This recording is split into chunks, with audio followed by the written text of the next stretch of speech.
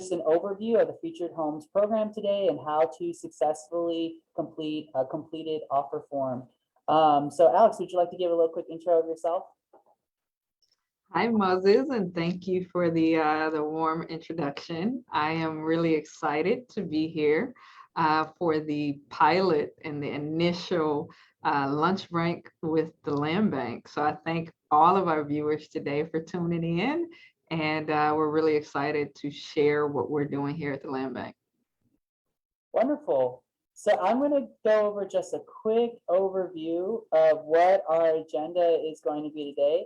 I'll start with just a brief welcome and just an introduction of who we are as the Land Bank and what is our mission. Alex will lead us through the Featured Homes program, and she will also is kind enough to leave us time for Q&A regarding the Featured Homes program. So today we are only going to dedicate time and commentary to the Featured Home program. I will give more information on how to contact the Land Bank currently regarding any other topics. We appreciate everyone's interest in just what we do as the Land Bank and how to partner. But today our time is best used on just speaking about the Featured Home program. So a little background information of how to actually contact the Genesee County Land Bank. So one, starting with our website, we have a whole contact toolbar. As you see the picture on the left-hand side, when you go to our contact section, you can see that our phone number is listed. There's also another way to reach our blight and property maintenance staff through the Flint property portal. They have a toolbar as well, where you can click on contact and actually submit out what address, what is the issue. This is just as fast as calling in and speaking to someone in person.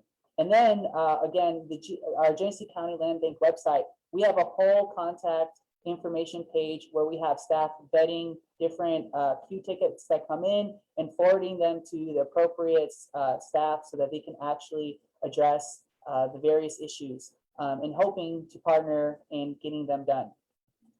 So I just want to give an overview of the Genesee County Land Bank. And so just looking at how, as an organization, do we work towards creating opportunities for revitalization. So one of the most prominent is we work with many partners throughout the city, including neighborhood groups, the city of Flint, various nonprofits, and even just residents and block club members working towards blight removal and blight elimination. We work towards creating pathways towards home ownership. And also one of our key features is looking at responsible reuse of blighted properties and vacant land.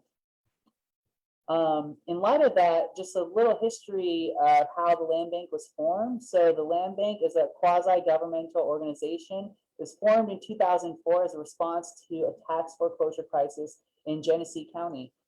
Specifically, we receive and manage properties transferred from the Genesee County Treasurer to the Genesee County Land Bank after tax foreclosure. And I really want to reiterate that the properties that are put into the Genesee County Land Bank receivership are those that have been tax foreclosed. And lastly, we work as a community development tool. So working with neighborhood partners, as I was mentioning about blight and looking at how to create pathways of home ownership. We work with many neighborhood groups throughout the city. Currently, we have 61 neighborhood groups signed up with our Clean and Green program this year, who are really the local heroes of their neighborhoods. So our mission is to restore value to the community by acquiring, developing, and selling vacant and abandoned properties in cooperation with stakeholders who value responsible land ownership. So we look to partner with individuals, organizations, neighborhood associations, looking at how land is being best stewarded, and moving forward, how can it be best used. And when we say acquiring, again, we're speaking to, we receive properties through the tax foreclosure process. I'm going to just display a visual of our inventory from our inception in 2004 to our last fiscal year, 2020.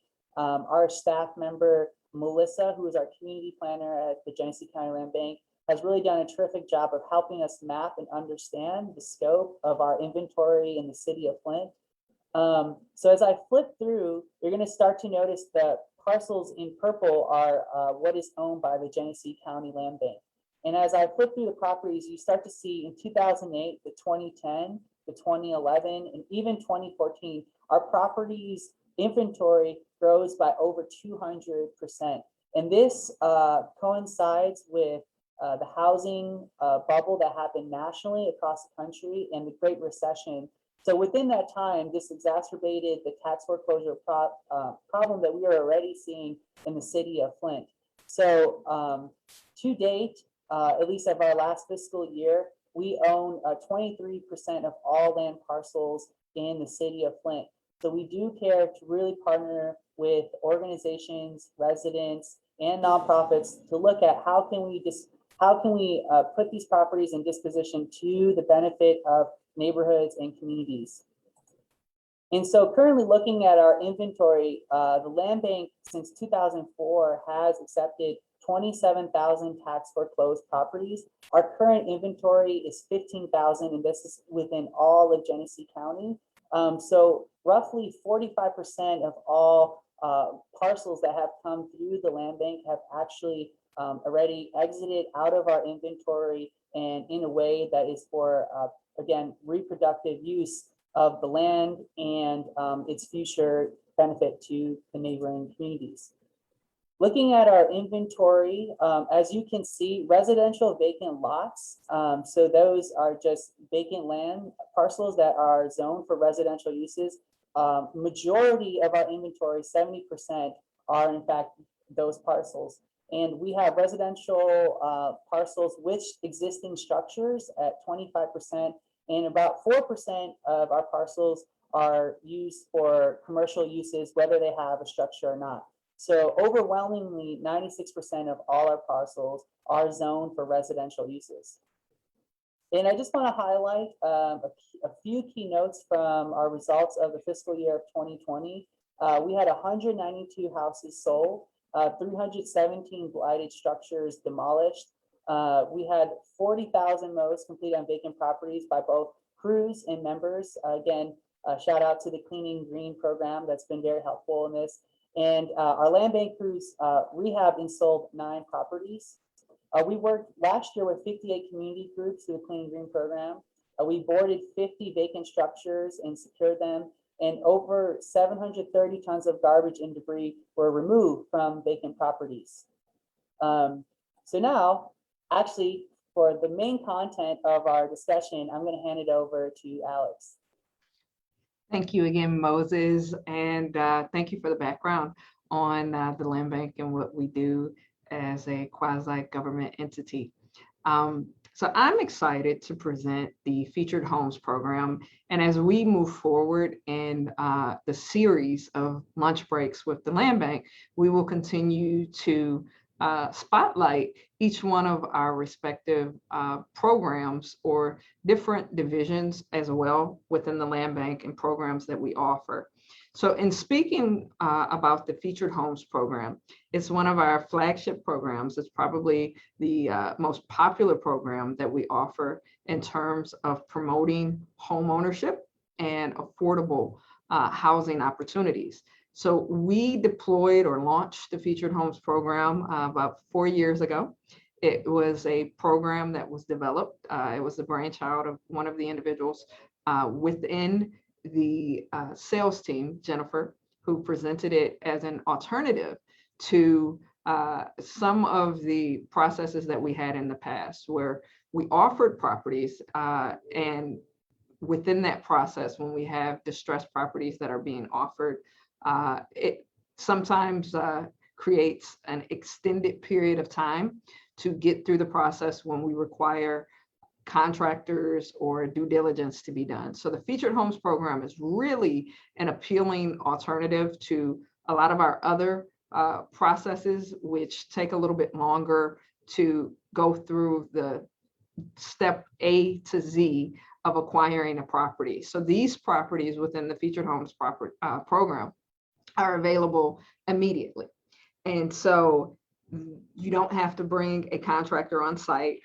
to purchase a featured home program, a featured home property, and you don't have to wait to go through the inspection period. We advertise our featured homes programs typically about 2 weeks before we schedule open houses, and any previous interest that we have had on that property, on that parcel, we contact those interested parties and we let them know when the open house will be, and we invite them to come so that they have an opportunity to walk through the property, and if they'd like, to present an offer of the property. So with that being said, let's jump right into the application process and the process that we use to determine sales within our featured homes program.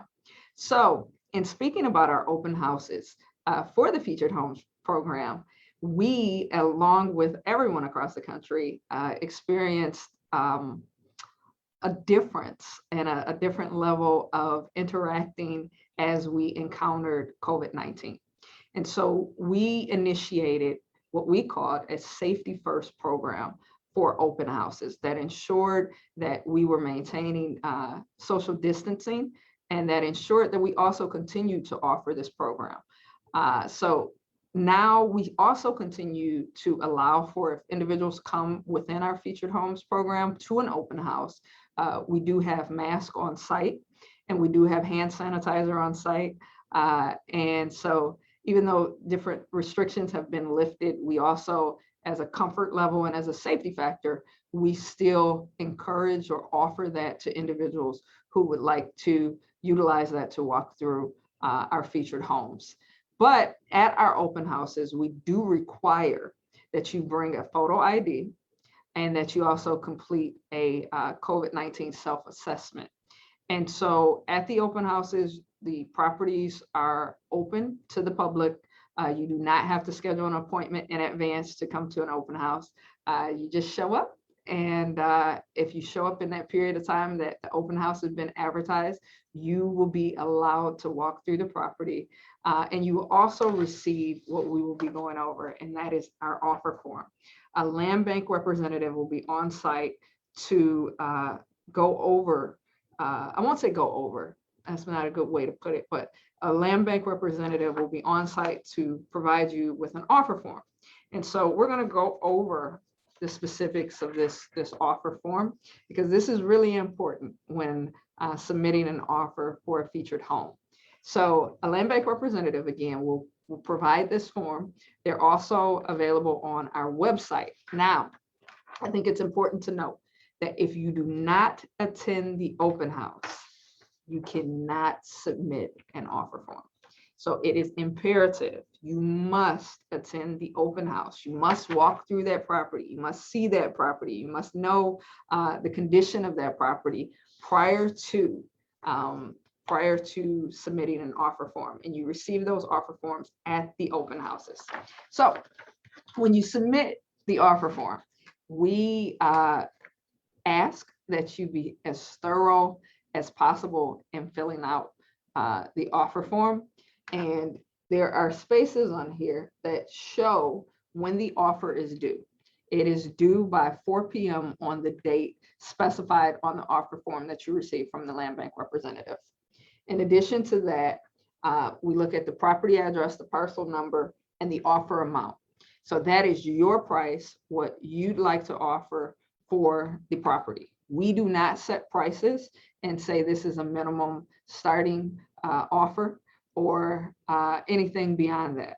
What we do mention is we provide suggested offer prices, and those are just suggestions to give you a gauge and idea. As Moses indicated in the opening, we receive our properties that have gone through the tax foreclosure process. So many of our properties, even though they're featured homes, they may be in a distressed condition. And so when we take into account the condition of the property, recent home sales in the area, and also the process that we've gone through to market that property, that's how we come up with and identify a suggested price. That price is not a determinant of what the property will sell for. You can submit an offer above the suggested price. You can submit an offer below the suggested price. It's entirely up to you. However, the market is pretty competitive right now. So we are getting a lot of offers that are coming in above those suggested prices. So we also have terms.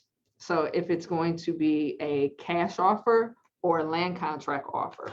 And I really want to kind of delve into, Moses, the land contract sales of the Featured Homes program. So with our Featured Homes, this is the only program that we allow land bank financing. And so Michael Freeman is our executive director, and he's relatively new, as am I. And when Michael came on board, he's not new to Flint. He's born and raised in the city of Flint, but new in his position as the executive director. And he extended and expanded our land bank financing program. And it's very unique in a sense that it allows for anyone who has a job, who has income, whether it's Social Security benefits, whether it is a salary wage or an hourly wage or a retirement income that can be identified and documented. That income can be used as a determinant for land bank financing. And so before we've had the land contract program, but it was not open to all of the properties that we were marketing for sale. So now any property within our land bank portfolio of featured homes can be, as a featured home, can be used or purchased on a land contract through the Genesee County Land Bank Authority in-house financing. And so the criteria for that would be to document your income, and we look at the income that you provide and we determine if it is affordable, because we don't want to put individuals into homes that they cannot afford. So that is another set of criteria. So on the offer form right here, it has an option between land contract financing or cash direct sale. So if it's a cash offer, the amount will be, it identifies in the offer form that the accepted amount will be due in full at the time of closing in the form of a cashier's check or a money order paid to the Genesee County Land Bank Authority. And so that is identified there. In terms of a land contract, a down payment is due at closing. The minimum of that down payment is typically 10% of what the offer amount is. So we also have on the offer form a area that identifies the amount down if requesting a land contract. So if you are seeking a land contract for $7,000, 10% of that would be $700. The minimum down payment for a land contract is $1,000. So it's 10% or the minimum of $1,000. So in this case, it would be $1,000 minimum. However, if you would like to purchase it on a featured home on a land contract, and that particular property, you'd like to put more down. You want to put $2,000 or $3,000 down on the land contract, you are able to do that. And that way it goes toward the ultimate purchase price, and it goes toward within the process of making payments as well. If you choose not to make the minimum payment, you can pay it off faster. There are no prepayment penalties, and it just goes to expedite that process of creating homeownership opportunities. So next on our offer form is the additional information required.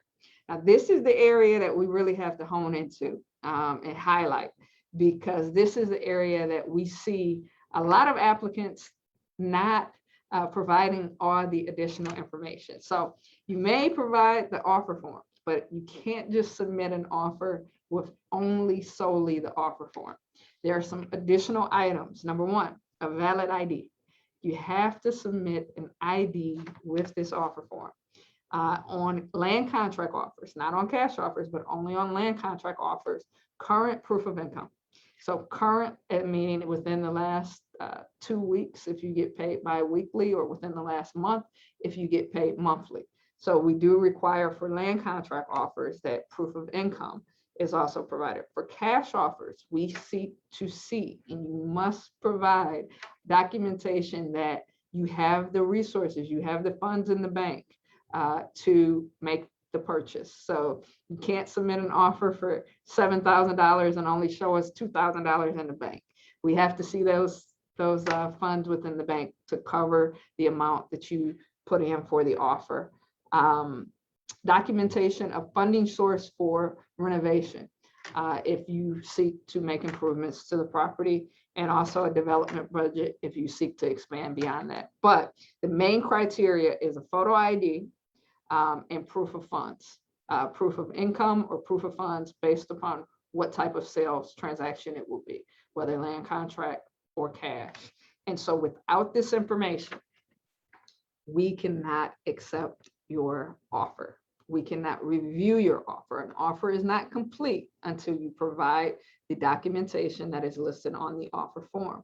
So it is very important that when you turn in the offer form, that you have a complete offer application to submit.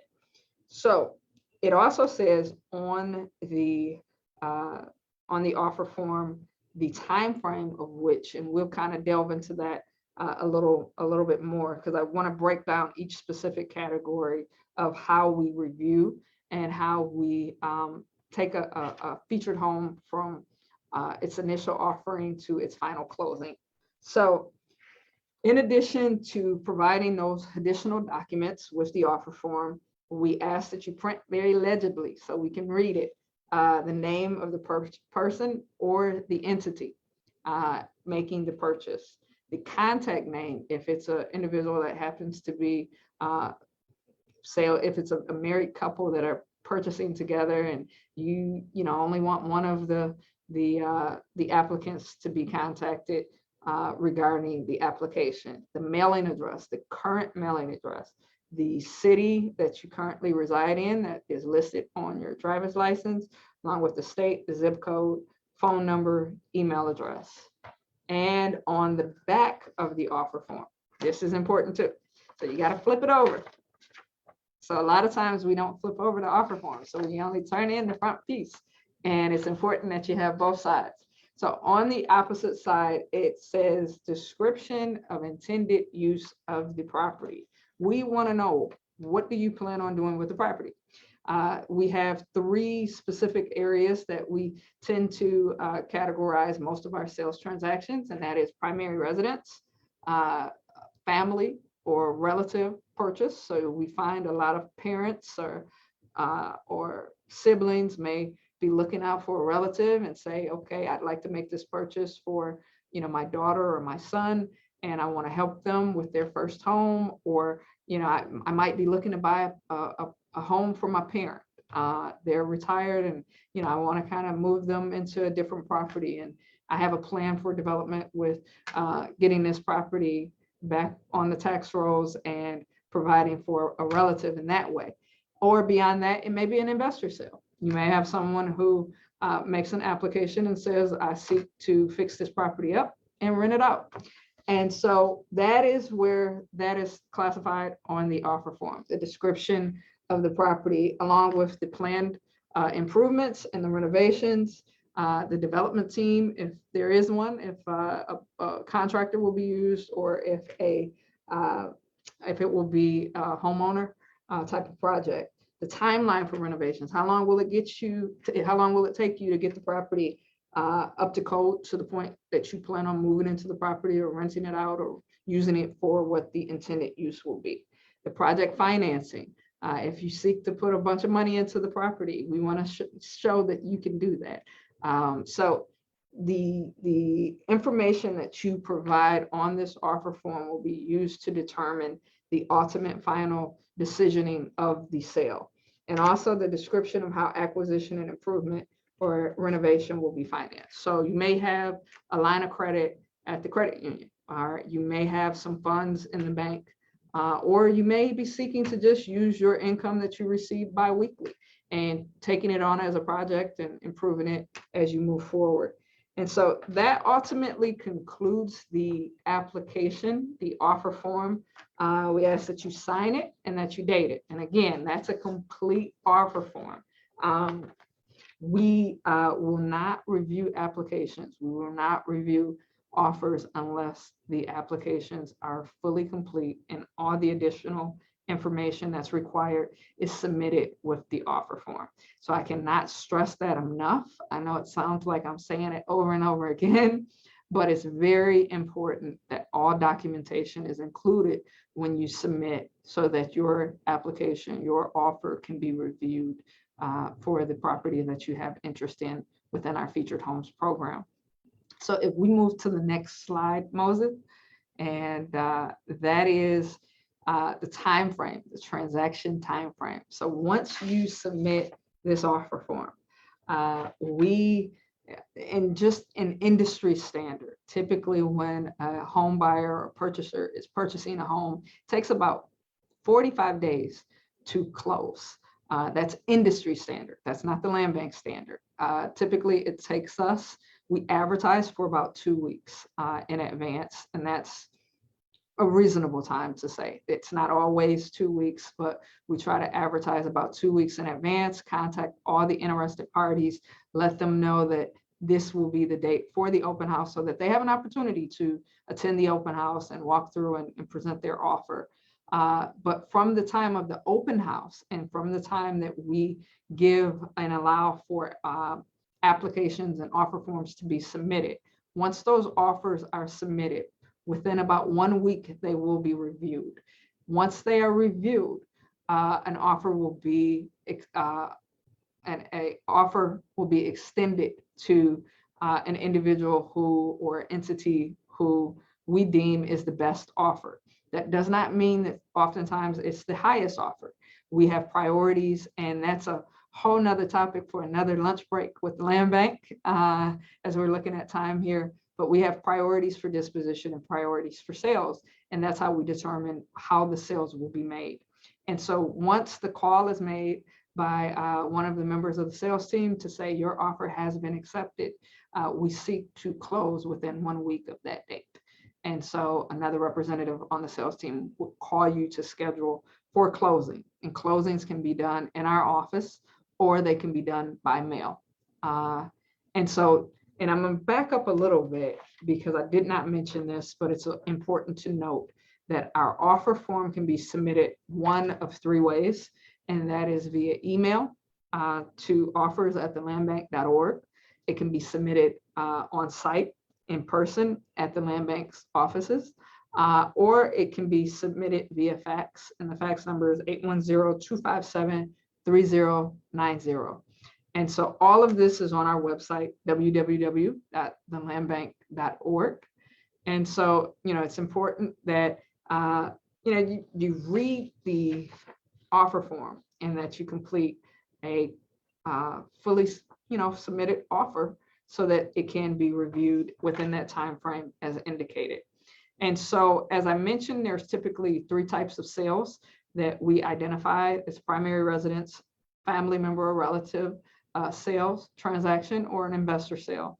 And so within that transaction area, we are proud to say that within our mission here at the Land Bank to restore properties to productive use, we also put a high priority value on creating home ownership and affordable home options. And so within the last 6 months, we have been successful with our sales in terms of that breakdown and that category of about 55% of our sales have been to individuals and families seeking to have home ownership opportunities, some of which are first-time home buyers and some have experienced home ownership before, but looking to invest in Genesee County and the city of Flint. And so beyond that, about 20% of our sales have gone to investors, and we do follow up with the investors and we do look at their performance to see, are they adhering to what they said they will do within these offer forms? Are they bringing these properties up to code? And we look at that when reviewing future potential offers as well. And about 15% of our sales go to family members or relative sales. And so that pretty much is a synopsis of our featured home program. And at this time, I'll open it up to any questions, Moses, that you may have or that we may have received from our viewing audience on today. And we thank you guys. We thank you guys for watching. Wonderful. That was so good, Alex. I'm so impressed with the slides and the synopsis of the program. I thought that was so thorough and really helped me as a 101 figuring out how to navigate the program. So one of the first questions we got was, I'm working, but I was told that I don't qualify. What would be your response to that, Alex? Well, we look at applications and we look at submitted documentation. So the only way that someone would not be eligible for a land bank sale or a in-house land contract would be if they are working, as if it's not affordable. So if someone is bringing in a certain amount of money and they're seeking to purchase on a land contract and it does not fall within the criteria for affordability, then they would be deemed ineligible in that regard. But that would also be expressed to them and explained as to why they were ineligible in that regard, and maybe some degree of encouragement, because we don't want anyone to be discouraged and say, well, I was ineligible and therefore I couldn't buy. So we want to assist in that process, but we want to make sure that you're successful as a buyer, and we want to make sure that it's affordable. Wonderful. A second question I received was, I am currently on unemployment. Why can't I be approved for a land contract? That is a question, Moses, that we get quite often. And I know this period with COVID has been challenging. It's been hard for us all. And so a lot of individuals have been put out of work because of those challenges. And so what we've been telling applicants is that once you are back into the labor market, once you are working again, you are immediately eligible. We don't look at it and say, well, you have to be working for 6 months or a year or 2 months or 3 months.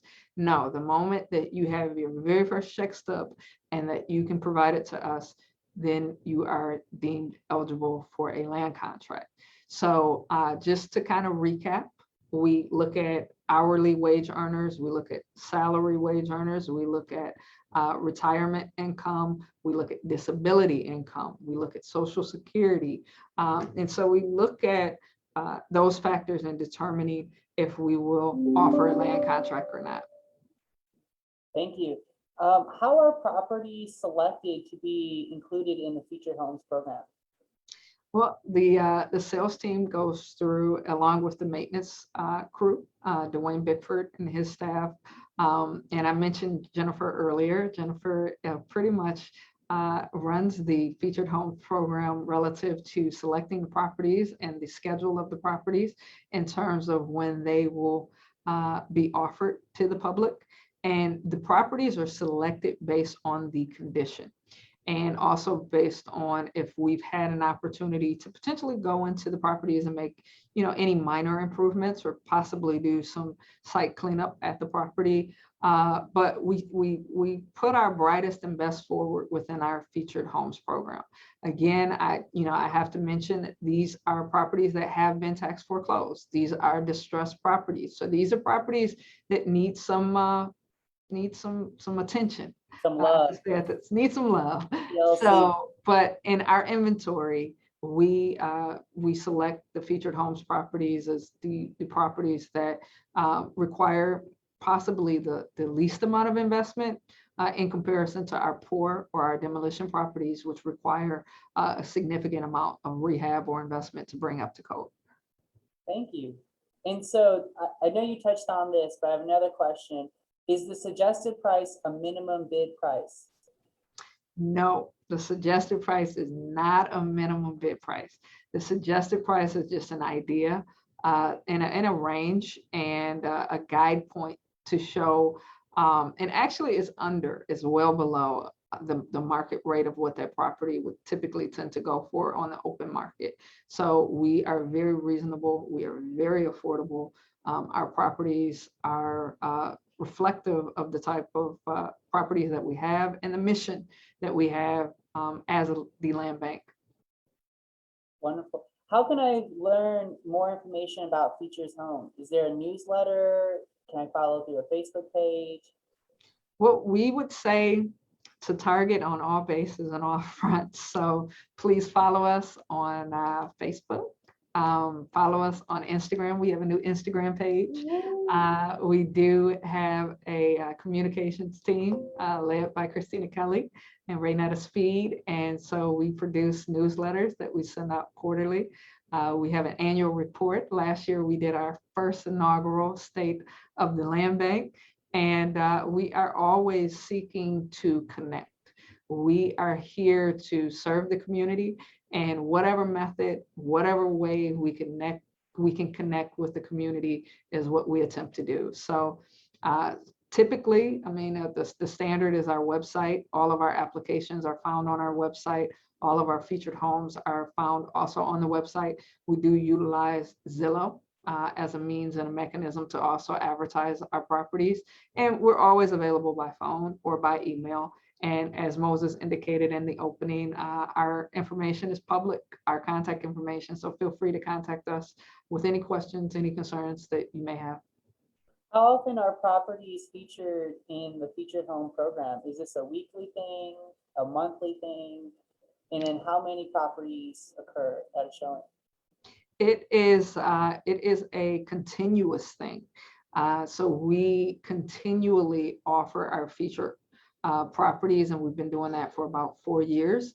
And so each week we have about 3 or 4 properties that we offer the open houses on. And those numbers have been reflective also of COVID, and to maintain our program through and with respect to COVID considerations. But right now we offer about 3 or 4 properties per week. They're advertised in advance as indicated. And it's a continuous program, and we expect that we'll be continuing forward with the program as well. Thank you. Well, those are the questions we have for now. I'm going to just pull up our contact information one time. Again, I know we were just discussing today the featured home program, but as you can see here, we have our contact information. We can be reached by phone, as Alex is sharing, the Flint Property Portal, or our Genesee County Land Bank website to receive any other inquiries or property maintenance issues. We would love to hear from you. Also want to share that on the ground floor of our lobby at 452 South Saginaw in downtown beautiful Flint, you can find flyers for the featured home program and which properties are being featured that week and date. And as Alex mentioned, you must attend a showing to submit an offer for a featured home. And we have a drop box on the first floor as well of where offer forms may be submitted. And that concludes these are what the forms will look like, as Alex brilliantly walked us through. And this concludes our first lunch break with the Land Bank. We really do appreciate everyone's support and interest in our programming and what we do here at the Genesee County Land Bank. And a big shout out to Alex for shouldering the presentation today and doing a wonderful job fielding all these questions. Thank you, Moses, and thank you for all you do. So bringing us to the forefront of the community. Yeah, I'm very happy to share. So I'm going to end this recording. This will be stored on our Facebook page and can be viewed later. And please reach out if you have any follow-up questions or comments. Thank you so much, everyone. Have a good day.